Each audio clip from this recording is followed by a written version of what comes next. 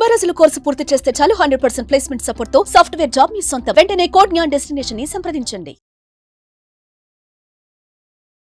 అందరికీ నమస్తే అండి. షష్టగ్రహ కూటమి అంటే 6 గ్రహాల కలయిక మీనరాశిలో జరుగుతోంది. ఈ మాసం చిట్ట చివరి రోజుల్లో 28, 29, 30వ తారీఖుల్లో. అయితే దాన్ని ఉద్దేశించి చాలామంది నన్ను అడిగేటువంటి ప్రశ్నలు, మా రాశి వాళ్ళకి ఏదో ప్రమాదం రాబోతోంది, మా రాశి వాళ్ళకి ఏదో విపత్తు రాబోతోందని భయపడుతూ ఉన్నారు. అయితే భయపడాల్సిన పని లేదు. ఏ గ్రహ కూటమి అయినా, ఏ గ్రహ కలయిక అయినా సరే కొన్ని రాశుల వాళ్ళకి మంచి చేస్తుంది, కొన్ని రాశుల వాళ్ళకి చెడు కూడా చేస్తుంది. ఆ చెడుని చూసి జాగ్రత్త పడడం కోసమే మన ఆస్ట్రాలజికల్ సర్వే ద్వారా మనం చెబుతూ ఉంటాం. అయితే దీంతో పాటుగా మీ ఇంటర్నల్ జాతకం కూడా బేస్ అయి ఉంటుంది. అయితే ఇది ఎంతవరకు ప్రభావితం చూపిస్తుంది అని అంటే, మీ జీవితం మీద 30 నుంచి 45% మాత్రమే ఈ ప్రభావం అనేది కనబడుతుంది.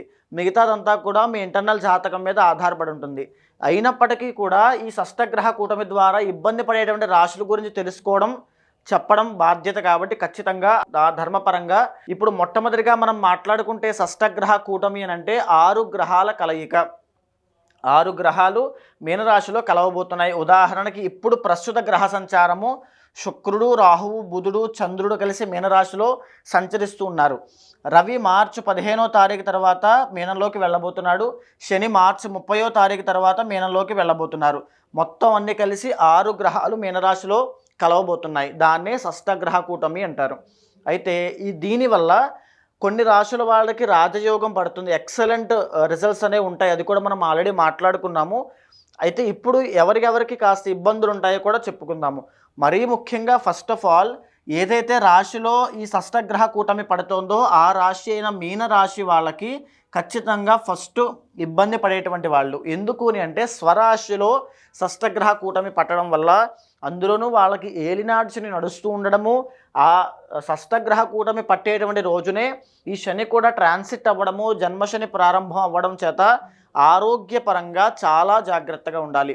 ఒక్కటి గుర్తుపెట్టుకోండి, ఈ మాసంలో ఆ 15 రోజుల ముందు కానీ 15 రోజుల తర్వాత కానీ దూరపు ప్రయాణాలు ఏది చేయొద్దు. ఆరోగ్యం పట్ల ప్రత్యేకమైన శ్రద్ధ తీసుకోండి. మీరు ఏ వయసు వాళ్ళైనప్పటికీ కూడా మీనరాశి వాళ్ళు తప్పకుండా మీకు ఏవైనా ఆరోగ్య సమస్యలు ఉంటే వాటి పట్ల ప్రత్యేకమైన శ్రద్ధ, లేకపోతే కూడా ప్రత్యేకమైన శ్రద్ధ ఖచ్చితంగా అవసరము.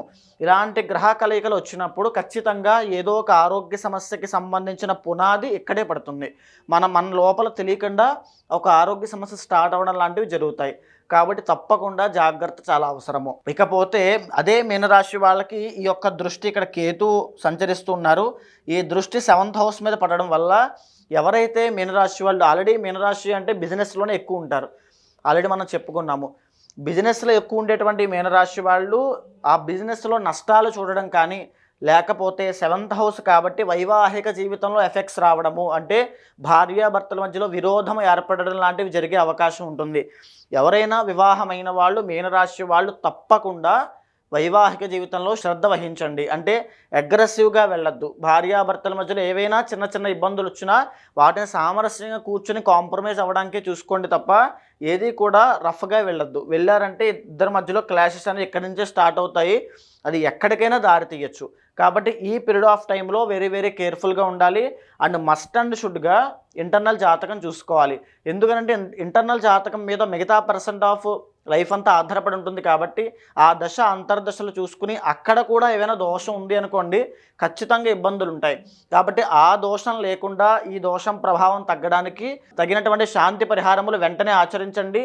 గొప్ప ఉపశమనాన్ని పొందుతారు. భయపడాల్సిన పని లేదు. ఇక మేషరాశి వాళ్ళకి సెకండ్ ప్రిఫరెన్స్ అండి. ఎందుకనంటే వాళ్ళకి ఇబ్బంది పడేది, వీళ్ళకి 12వ స్థానంలోని షష్టగ్రహ కూటమి పడుతోంది. ఎవరైతే మేషరాశి వాళ్ళు విదేశాల్లో ఉంటున్నారో వాళ్ళకి ఇబ్బందులు వచ్చే అవకాశం ఉంటుంది. లేదా విదేశాలు వెళ్ళాలి అనే ప్రయత్నం చేసే వాళ్ళకి ఇబ్బందులు వచ్చే అవకాశం ఉంటుంది.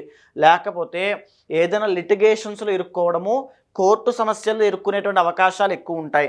లేదు అనుకుంటే గవర్నమెంట్ పరంగా ట్యాక్సెస్ కానీ, పెనాల్టీస్ కానీ, ఫైన్స్ కానీ, పనిష్మెంట్స్ కానీ, ఇలాంటి సమస్యల్లో ఒక తెలియని కొత్త సమస్యలు ఇరుక్కునే అవకాశాలు మేషరాశి వాళ్ళకి కనబడుతున్నాయి. కాబట్టి ఆ విషయంలో చాలా జాగ్రత్త. ఏవైనా తగాదాల్లో కానీ, కలహాల్లో కానీ ఇరుక్కునే పరిస్థితి వస్తోంది అనుకుంటే ముందుగానే కాంప్రమైజ్ అయ్యి కాస్త సేఫ్ సైడ్గా ఉండడం చాలా మంచిది. తగిన ఇంటర్నల్ జాతకం చూసుకుని తగినటువంటివి చేసుకోవడం చాలా అవసరము. అయితే ఇక చూసుకుంటే కనుక మిథున రాశి మూడవది. ఎందుకనంటే మిథున రాశి వాళ్ళకి 10వ స్థానంలో పట్టబోతోంది. ఒకవేళ మిథున రాశి వాళ్ళకి ఇంటర్నల్ జాతకంలో అమాత్య కారక గ్రహం చాలా బాగుంది అనుకోండి, ఈ 10వ స్థానంలో పట్టబోయే షష్టగ్రహ కూటమి వీళ్ళ యొక్క కెరీర్ని ఎక్కడికో తీసుకెళ్ళిపోతుంది. గొప్ప హైప్స్ అనేవి చూస్తారు. ఒకవేళ ఇంటర్నల్ జాతకం కనుక బాగా లేదు, గ్రహ దోషాలు చాలా ఉన్నాయి, దశాంతర్దశలు ప్రస్తుతం చాలా వీక్గా ఉన్నాయి అనుకుంటే కనుక ఈ యొక్క దశమ స్థానంలో పట్టేటువంటి షష్టగ్రహ కూటమి వల్ల కెరీర్ అంతా కూడా డౌన్ఫాల్ అనేది చూస్తారు. సో బేస్డ్ ఆన్ ఇంటర్నల్ జాతకమే అది డిసైడ్ అవుతుంది. ఎయిదర్ హైపా లేకపోతే డౌన్ఫాల్ అనేది మిథున రాశి వాళ్ళకి కనబడుతోంది. ఇకపోతే కర్కాటక రాశి. ఎందుకు అని అంటే కర్కాటక రాశి వాళ్ళకి 9వ స్థానంలో పట్టబోతోంది. అంటే భాగ్యము, డబ్బు. వీళ్ళు ఏదైనా డబ్బు బయటకు ఇచ్చినట్లయితే తిరిగి రాకపోవడము, లేకపోతే ఏదైనా చీటీల్లో కానీ, లేకపోతే ఎక్కడైనా ఇన్వెస్ట్మెంట్ చేసి అక్కడ లాస్ అవ్వడం కానీ, భారీగా ఆస్తి లేదా ధన నష్టం కలిగే అవకాశాలు ఉంటాయి. ధన నష్టము అనేటువంటిది ఒక వర్డ్ అండి. మీ ఇంటర్నల్ జాతకంలో యోగం చాలా బాగుంటే ధన లాభం కూడా కలగచ్చు. ఒక బ్లూ ప్రింట్ మాత్రమే అది. మీ ఇంటర్నల్ జాతకంలో దోషాలు ఉంటే ధన నష్టం కలుగుతుంది. యోగం ఉంటే ఖచ్చితంగా ధనయోగం పడుతుంది, ఆకస్మిక ధనయోగము. సో మేజర్ ఫోకస్ మీ జీవితం మీద, డబ్బు మీదే షష్టగ్రహ కూటమి ఉంటుంది కర్కాటక రాశి వాళ్ళకి. సో ఎలా ఉంటుంది, దాన్ని ఎలా మార్చుకోగలరు అనేది మీ ప్రయత్న బలం మీద, మీ ఇంటర్నల్ జాతకం మీద ఆధారపడి ఉంటుంది. ఇకపోతే సింహరాశి వాళ్ళకి చూస్తే 8వ స్థానంలో పట్టబోతోంది. 8వ స్థానము అంటే సడన్ చేంజెస్ అండి. ఇంటర్నల్ జాతకంలో యోగం బాగుంది అనుకోండి, సడన్గా మీ లైఫ్ అంతా టర్నింగ్ పాయింట్ రావచ్చు.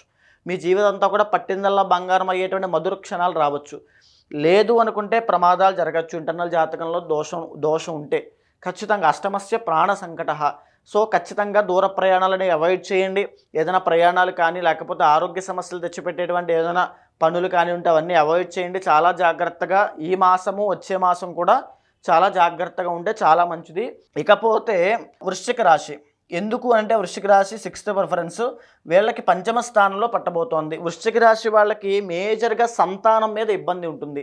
సంతానం కోసం ప్రయత్నం చేస్తున్న వాళ్ళు, లవ్ మ్యారేజ్ కోసం ప్రయత్నం చేస్తున్న వాళ్ళు, ప్రేమ వ్యవహారాల్లో ఇబ్బంది పడే వాళ్ళకి ఇంటర్నల్ జాతకం బట్టి అవి కలవచ్చు, కొంతమందికి విడిపోవచ్చు.